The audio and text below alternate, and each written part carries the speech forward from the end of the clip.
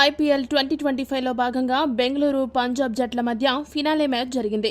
ఈ finale match కోసం రెండు జట్లు కూడా చివరి ఓవర్ వరకు హోరాహోరీగా తలపడ్డాయి. కానీ చివరికి 6 పరుగుల తేడాతో బెంగళూరు జట్టు అద్భుత విజయాన్ని నమోదు చేసింది.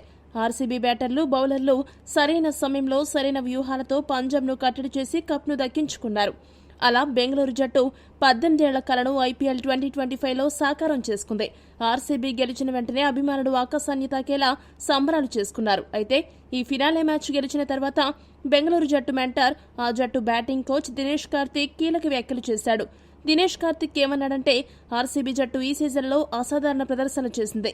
ఫాస్ట్ బౌలర్లు అలానే బ్యాటర్లు ఇలా అన్ని విభాగాల్లో కూడా సీజన్ మొత్తం అద్భుతమైన ప్రదర్శన కనబరిచాయి. ఒత్తిడి సమయాల్లో ఎలా ఆడాలో ఈ సీజన్లో బెంగళూరు జట్టు చక్కగా వ్యూహాలను మైదానంలో అమలుపరిచింది. అంతేకాకుండా ప్రత్యర్థులను కట్టడి చేయడంలో కూడా అద్భుతంగా సఫలమైంది.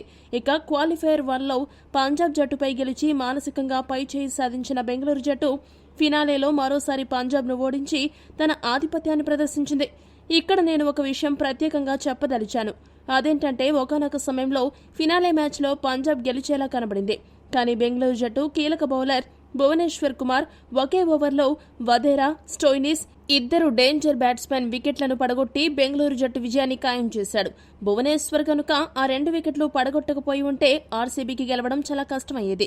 ఇప్పటికీ నేను ఒక విషయం బలంగా నమ్ముతాను. ఈ రోజుకి కూడా టీమిండియాలో బుమ్రా తర్వాత టాప్ క్లాస్ బౌలర్ ఎవరైనా జట్టుకు అందుబాటులో ఉన్నారంటే అది భువనేశ్వర్ కుమార్ అని ఖచ్చితంగా చెప్పగలను.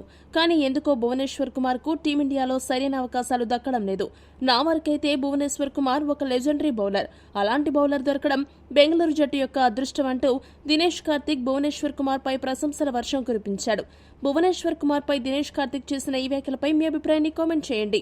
మరిన్ని స్పోర్ట్స్ అప్డేట్స్ కోసం మా ఛానల్ను సబ్స్క్రైబ్ చేసుకోండి.